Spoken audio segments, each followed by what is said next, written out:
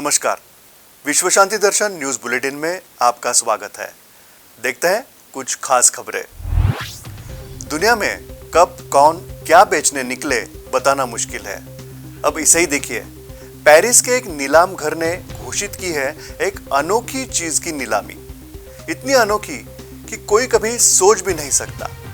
दुनिया के सबसे बड़े डायनासोर में से एक की हड्डियों का ढांचा नीलाम होने जा रहा है और ये पहली बार नहीं हो रहा है। इसके पहले भी इस तरह की नीलामी हो चुकी है। पेरिस का एक नीलाम घर अक्टूबर में दुनिया के सबसे बड़े ज्ञात डायनासोर यानी ट्राइसेराटॉप्स को बेचने की कोशिश करेगा। इसे बिग जॉन के नाम से भी जाना जाता है। ये शानदार कंकाल पहले से ही जनता को देखने के लिए प्रदर्शित किया गया है। इसके सर पर मौजूद 3 सींगों के कारण ट्राइसेराटॉप्स को अपना नाम मिला है। सबसे विशिष्ट बात यह है कि इसके सींग एक नाक पर और 2 माथे पर होते हैं। बिग जॉन सबसे बड़ा ज्ञात जीवित डायनासोर है जो 66 दशलक्ष वर्ष पुराना है और लगभग 8 मीटर लंबा कंकाल है। अब सवाल उठ सकता है कि एक डायनासोर का कंकाल कौन किस लिए खरीदेगा, लेकिन कुछ हफ्ते पहले ही न्यूयॉर्क में 67 दशलक्ष वर्षीय टी-रेक्स कंकाल 31 दशलक्ष डॉलर में बेचा गया था। अब अगर वो बिक गया तो यह भी बिकेगा ही। वैसे घर घर में पापड़ बनाए जाते हैं। देश में पापड़ बनाने के कुटीर उद्योग चलते हैं और इससे लाखों घरों में चूल्हे भी जलते हैं। ऐसा कुटीर उद्योग चलाने वालों के लिए एक खुशखबर है। अब से आगे किसी भी आकार के पापड़ पर जीएसटी नहीं लगेगा। महामारी के काल में कुटीर उद्योग के लिए ये राहत बहुत मददगार साबित होगी, इसमें कोई संदेह नहीं है।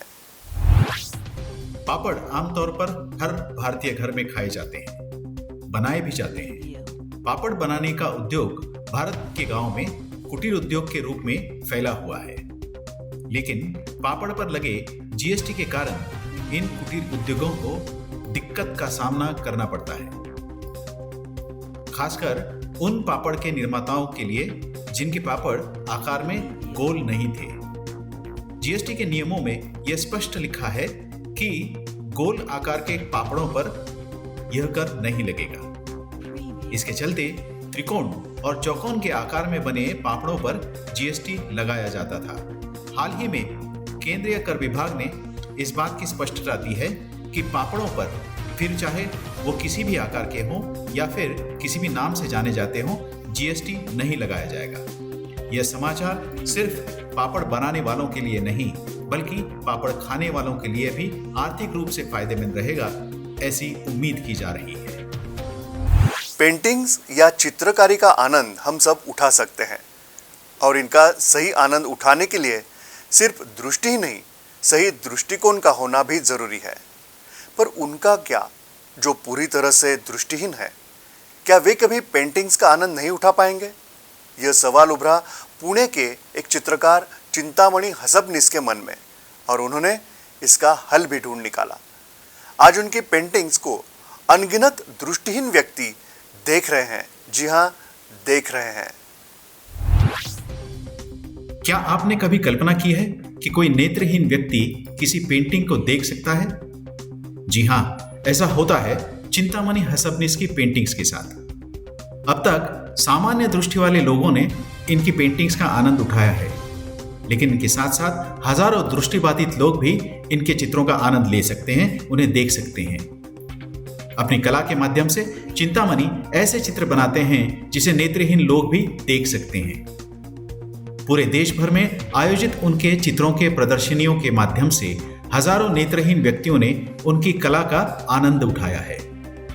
सामान्य व्यक्ति जैसे अपनी आंखों से किसी कलाकृति को देखते हैं, ठीक वैसे ही लेकिन छूकर इस कलाकृति का आनंद नेत्रहीन व्यक्ति भी ले सकते हैं। चित्र के ऊपर उभरी हुई रेखाओं के माध्यम से उनको इस चित्र के आकार का पता चलता है तथा पास रखे हेडफोन के माध्यम से वे इस चित्र की जानकारी लेते हैं या फिर ब्रेल लिपि में लिखे गई जानकारी को वो खुद पढ़ सकते हैं।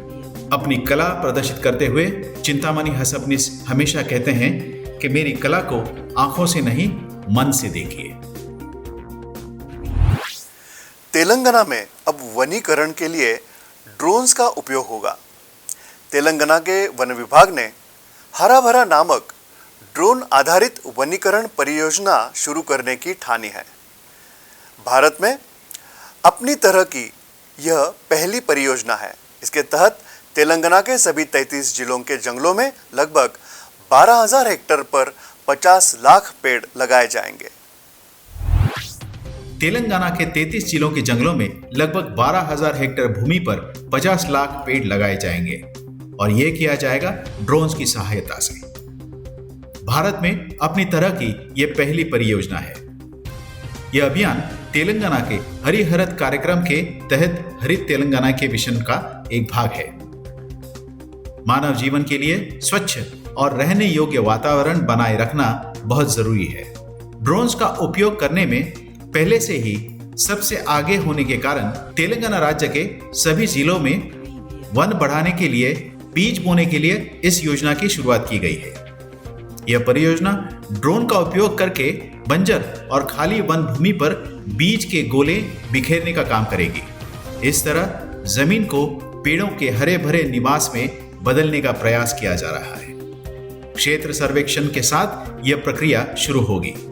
आशा है कि यह परियोजना न केवल पर्यावरण क्षति को उलट देगी बल्कि ग्रामीण, आदिवासी और कमजोर समुदायों में महत्वपूर्ण रोजगार भी पैदा करेगी।